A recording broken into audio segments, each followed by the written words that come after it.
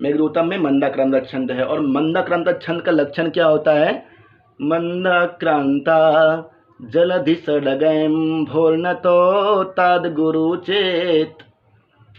इसको गाने का अलग अलग तरीका है, परंतु जहाँ पे यति होना चाहिए वहाँ रुकना है, और जहाँ पूर्ण विराम होना चाहिए वहाँ पे विराम करना है। जितना अच्छा लय में गा सकते हैं आप गा सकते हैं, गाइएगा।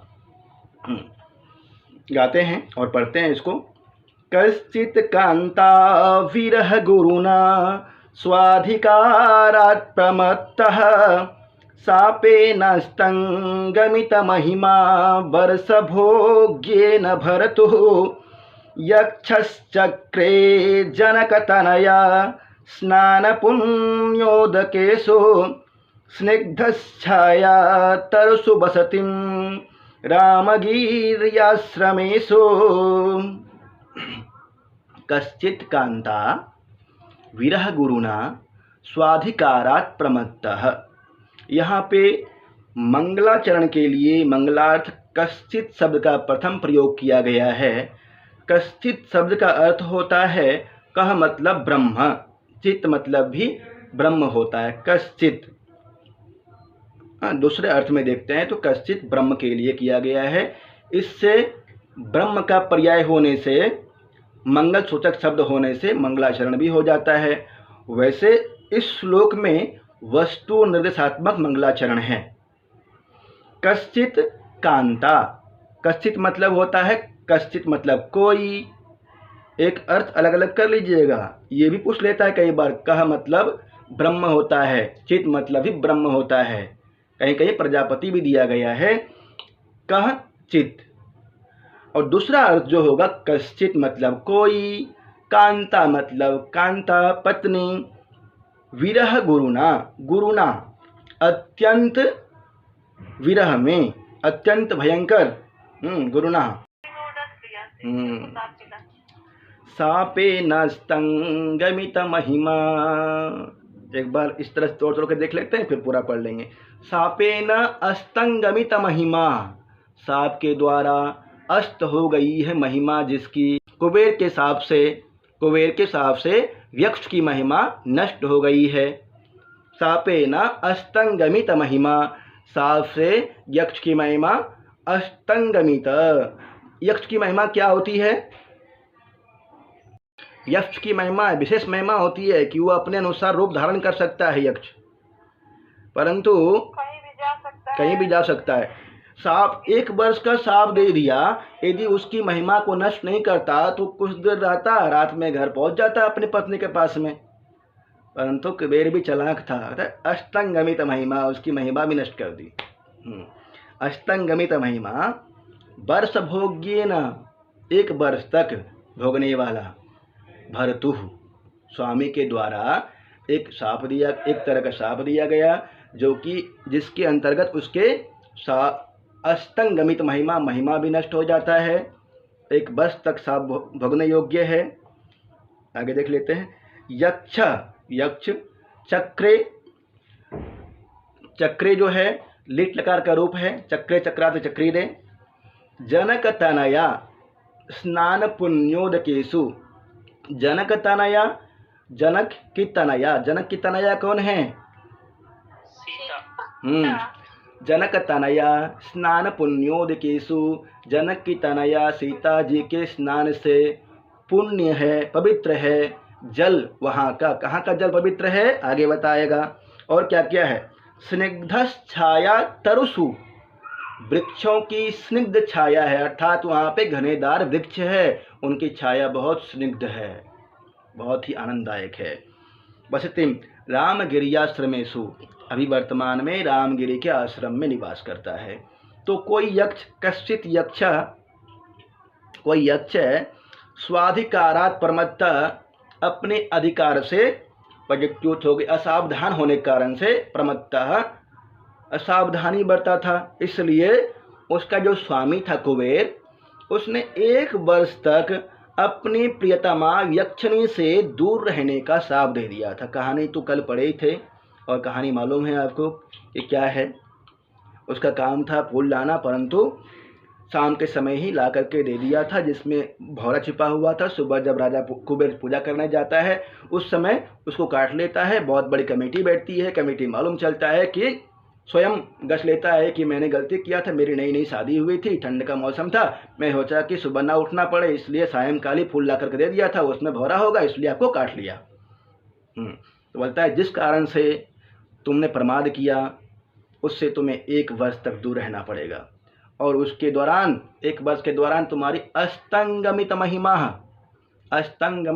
अस्तंगतम महिमा यस्य सह, अस्तंगमित महिमा कह, कस्य अस्तंगमित महिमा, यक्षस्य जी, यक्ष की महिमा अस्तंगमित खत्म हो गई है। कितने दिनों के लिए?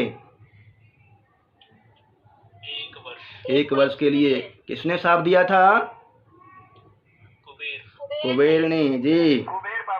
स्वाधिकारात् प्रमत्तः, क्यों दिया था ये शाप? अपने काम से हाँ, अपने कार्य में असावधानी कारण से, अपने कार्य में असावधानी बरता था, इसलिए कुबेर ने यक्ष को शाप दिया था। और शाप क्या दिया था? वर्ष भोग्येन भर्तुः, 1 वर्ष तक अपनी प्रियतमा से तुम दूर रहोगे।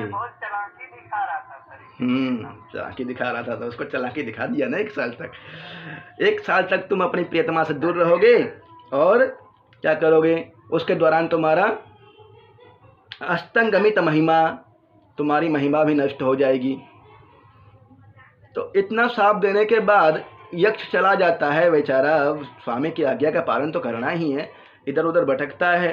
किसी तरह से 8 महीना व्यतीत हो गया है उसका, आगे आएगा, इसमें तो इतना नहीं, यही है, सिर्फ इतना बताया गया है कि यक्षश्चक्रे जनकतनया स्नान पुण्योदकेषु, यक्ष, कोई यक्ष, जनकतनया स्नान पुण्योदकेषु, जनक की तनया सीता जी के स्नान से पुण्य अर्थात पवित्र है, उदक मतलब जल, जिसका रामगिरी आश्रम पर कोई कुआं होगा, कोई तालाब होगा, उस जगह पर सीता जी स्नान की होंगी, उस जगह का जल सीता जी के स्नान से पवित्र है। स्नान तनय, जनक तनया स्नान पुण्य उदकेशु, उदक मतलब होता है जल। और दूसरा जो विशेषण दिया है ना उस रामगिरी पर्वत का, कहा गया है स्निग्ध छाया, स्निग्ध है छाया जिसका, घने हैं वृक्ष वहाँ के, और उसका छाया जो है ना बहुत आनंददायक है, स्निग्ध है। आप सभी आसपास के जो हैं वहाँ पे गए होंगे, मंदार हिल गए होंगे, मंदार हिल गए हैं? हाँ, मंदार हिल का जो चित्र है उसी तरह से मान के चलिए, आसपास थोड़ा वृक्ष कम है, और वृक्ष मान के चलिए जो सीता कुंड है वहाँ पे, सीता कुंड प्रवेश करने से पहले अच्छा वृक्ष है, बैठते हैं वहाँ पे छायादार वृक्ष में, तो यक्ष वहीं बैठा हुआ है समझिए। और जनक तनया स्नान पुण्योदकेषु, जनक की तनया सीता जी के स्नान से पुण्य है वहाँ का जल, वहाँ भी है, सीता जी आई थी वहाँ भी, सीता कुंड। जाइएगा, जरूर जाइएगा, बहुत अच्छा जगह है। हाँ, सापेन हाँ, अस्तंगमित महिमा, अस्तंगमित महिमा यस्य, अस्त हो गई है महिमा जिसकी, वह है यक्ष। जनक तनया स्नान पुण्योदकेषु, जनक की तनया सीता जी के स्नान से पवित्र है जल जिसका। कहाँ पे यह जल कहाँ पे है?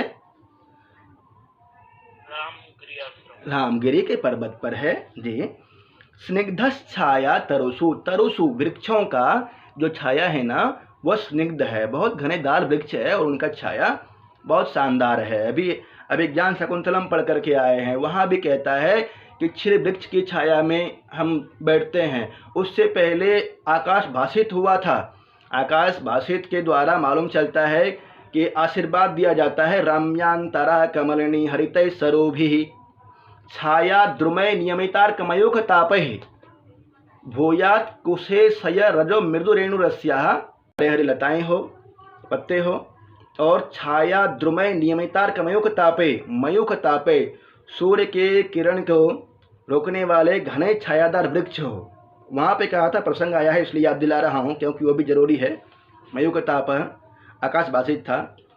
अंत में कहता है शांतानुकूल पवन शिवश्च पंथा, शांत अनुकूल तुम्हारा पंथा हो, मार्ग हो, ऐसा आकाशभाषित था। ये पूछता है वहाँ भी। और यहाँ भी कहा गया है कि जहाँ पे यक्ष निवास कर रहा है रामगिरी पर्वत पे, वहाँ का वृक्ष बहुत घनेदार हैं, छाया देने वाला है, सूर्य के ताप को रोकने वाला है, स्निग्ध छाया है वहाँ का। रामगिरी के आश्रम में निवास करता है। कुछ प्रश्न पूछता हूँ, फिर समझा दूंगा, एक बार नहीं समझ में आएगा।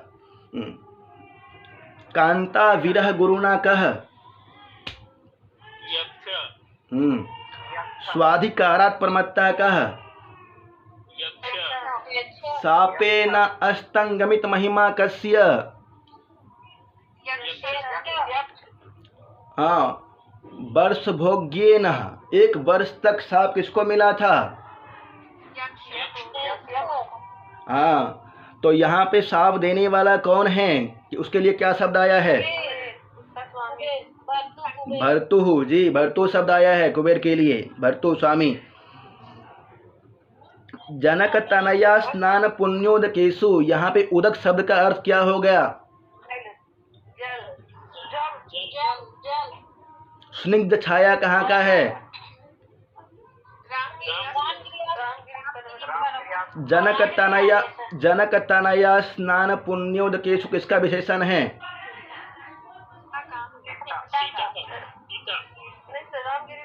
रामगिरी पर्वत का, रामगिरी पर्वत का जी। स्निग्ध छाया तरुषु, कौन सा पर्वत है स्निग्ध छाया वाला?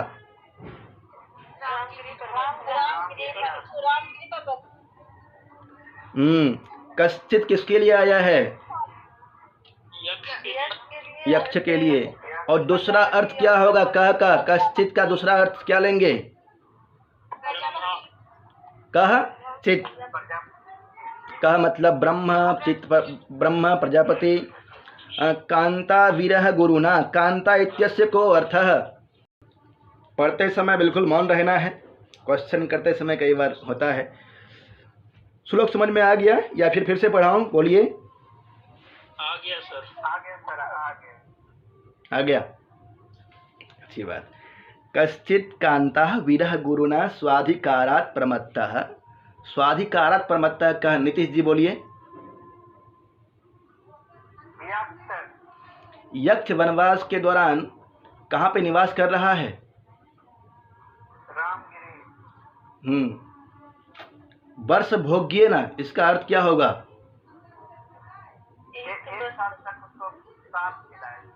जी, सापेन अस्तंगमित महिमा, अस्तंगमित महिमा। क्यों अस्तंगमित महिमा क्यों हुई थी उसकी?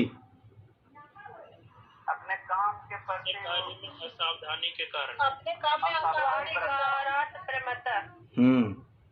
कश्चित यक्ष। जनक तनया, जनक तनया का अर्थ तो जान ही रहे हैं आप। पुण्योदकेषु स्निग्ध छाया तरुषु बस्ति रामगिरी आश्रमेषु, रामगिरी के आश्रम, रामगिरी के आश्रम में कौन निवास कर रहा है?